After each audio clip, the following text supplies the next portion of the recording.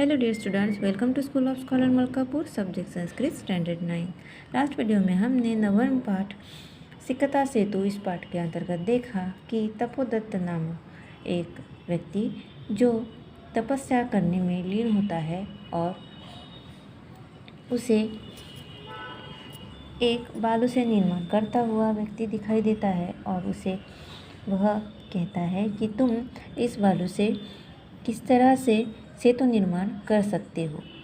और इसके ऊपर वह पुरुष उन्हें तपोदत्त को उत्तर देता है कि अगर वह कहता है कि हे तपस्वी, मुझे क्यों रोकते हो? प्रयत्न से क्या सिद्ध नहीं होता? पत्थरों की क्या आवश्यकता है? बालूका से ही अपने संकल्प की दृढ़ता से मैं पुल बनाऊंगा। इस पर तपोदत्त कहता है, पुरुषः सह सोत्प्रासम। अब पुरुष कहता है, उत्साह पूर्वकम चिंतितम चिंतितम, सोचा सम्यक चिंतितम, भली प्रकार से सोचा, अच्छी तरह से सोचा। न अहम सोपान सहायतया अधिरोढ़ुम विश्वसिमि। कहता है कि मैं सीढ़ी के मार्ग से, सोपान यानी सीढ़ी, मैं सीढ़ी के मार्ग से अट्टालिका पर चढ़ने में विश्वास नहीं रखता। सोपान सहायतया अधिरोढ़ुम विश्वसिमि, मैं सीढ़ी के मार्ग से अट्टालिका यानी हाई बिल्डिंग जिसे हम कह सकते हैं, अट्टालिका पर चढ़ने में विश्वास नहीं रखता। समोत्पलत्ते व गंतुम क्षमो अस्मि, उछल कर ही जीने में के लिए समर्थ हूँ, उछल कर ही जीने के लिए समर्थ हूँ। तपोदत्त सव्यंगम यानी व्यंगपूर्वक, साधु साधु, आंजनेयम अपि अतिक्रमासी, संध्या है यहाँ पे, आंजनेयम अपि अतिक्रमासी, आंजनेयम प्लस अपि प्लस अतिक्रमासी। तो ठीक है, उचित हनुमान का अतिक्रमण कर रहे हो। पुरुष कहता है, सविमर्शम, सोच विचार के साथ, को अत्र संदेह, यहाँ क्या संदेह है? किंच, और क्या, यहाँ क्या संदेह है और क्या? विना लिप्यक्षर ज्ञानम तपोभिरेव केवलम यदि विद्यावशेष्युते सेतुरेश तथा मम। वह कहता है, अब अन्वय देखेंगे इसका, यदि लिपि अक्षर ज्ञानम विना केवलम तपोभिः एव विद्या ते वशेष्युः तथा मम एषः सेतु, तथा मम एषः सेतु। फिर से एक बार अन्वय बताती हूँ, यदि लिपि अक्षर ज्ञानम विना केवलम तपोभिः एव विद्या ते वशेष्युः तथा मम एषः सेतु, सेतुरेषः यानी सेतु, एषः सेतुः। ठीक है। तपोदत्त, अब तपोदत्त कहता है, इसका अनुवाद देखेंगे पहले। तो यदि लिपि अक्षर ज्ञान के बिना केवल तपस्या से ही विद्या तुम्हारे वश में हो तो मेरा यह पुल भी, क्या कहता है वो पुरुष, कि अगर बिना अक्षर ज्ञान और लिपि के तुम तपस्या से विद्या तुम्हारे वश में हो सकती है तो मेरा ये पुल भी।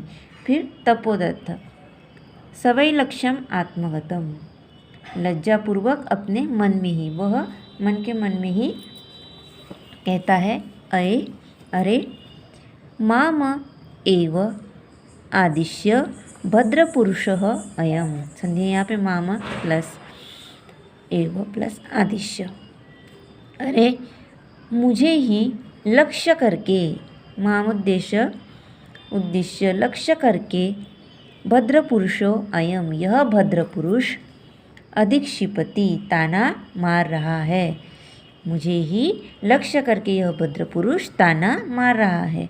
नूनम सत्यमत्र पश्यामि, निश्चय ही सत्यमत्र पश्यामि, यहाँ सत्य देखता हूँ। अक्षरज्ञानं विना एव वैदुष्यम् अवाप्यतुम अभिलाषामि। अक्षरज्ञानम, अक्षरज्ञान के बिना ही, अक्षरज्ञानम विना एव, अक्षरज्ञान के बिना ही वैदुष्यम तो विद्वत्ता, आप वैदुष्यम वाप्तुम यानी प्राप्ति की अभिलषामि इच्छा करता हूँ। अक्षर ज्ञान के बिना ही विद्या की विद्वत्ता की प्राप्ति की इच्छा करता हूँ। तद इयम तो यह भगवत्याः भगवती शारदाया शारदा का अवमानना अपमान है। फिर यह तो भगवती शारदा माँ का अपमान है। गुरुगृहं गत्वैव विद्याभ्यासो मया करणीयः, गुरु के घर जाकर ही मुझे, गुरुगृहम यानी घर, गुरु के घर जाकर ही गत्वैव मेरे द्वारा विद्याभ्यास करना चाहिए। पुरुषार्थः एव लक्ष्यं प्राप्यते, परिश्रम से ही लक्ष्य प्राप्त होता है। पुरुषार्थः एव यानी परासंधि यहाँ पे परिश्रम से ही लक्ष्यं प्राप्यते, लक्ष्य की प्राप्ति होती है। प्रकाशम, अब प्रकट में कहने लगता है, भो नरोत्तम, हे श्रेष्ठ नर, न अहम जाने यत् को अस्ति भवान, मैं नहीं जानता कि आप कौन हैं। न अहम जाने यत् कः अस्ति भवान, आप कौन हैं मैं यह नहीं जानता।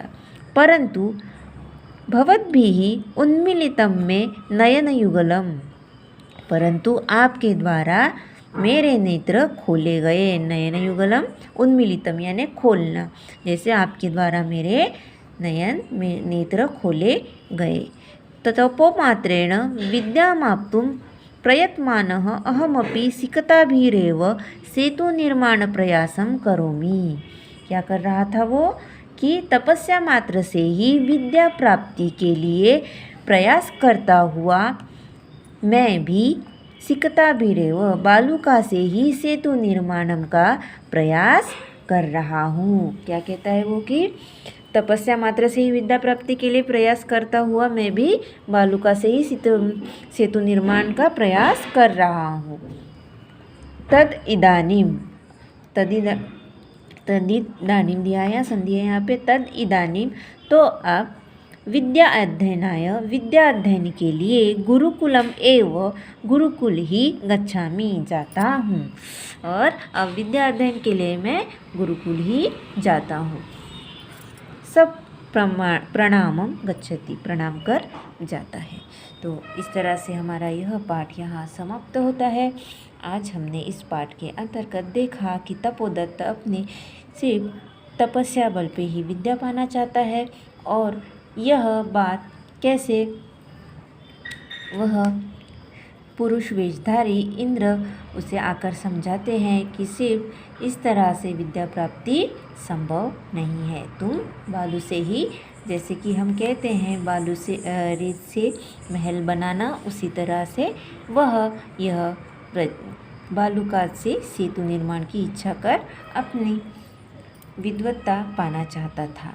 तो उसके बाद यह ध्यान में आ जाती है कि उस पुरुष के वचन उसके मन को लगते हैं, और उसे समझ में आ जाता है कि मेरा यह काम गलत है और मुझे विद्वत्ता गुरु के घर जाकर ही प्राप्त करनी चाहिए, और मुझे वहाँ ही विद्या प्राप्त होगी। इसलिए वह सब प्रणाम करके जाता है। तो इस पाठ के अंतर्गत हमने जो अनुवाद और शब्दार्थ संधि देखी है वो आपको नोटबुक में नोट डाउन करनी है। नेक्स्ट वीडियो में इसके हम प्रश्नोत्तर पर चर्चा करेंगे। आज के लिए इतना ही, धन्यवाद।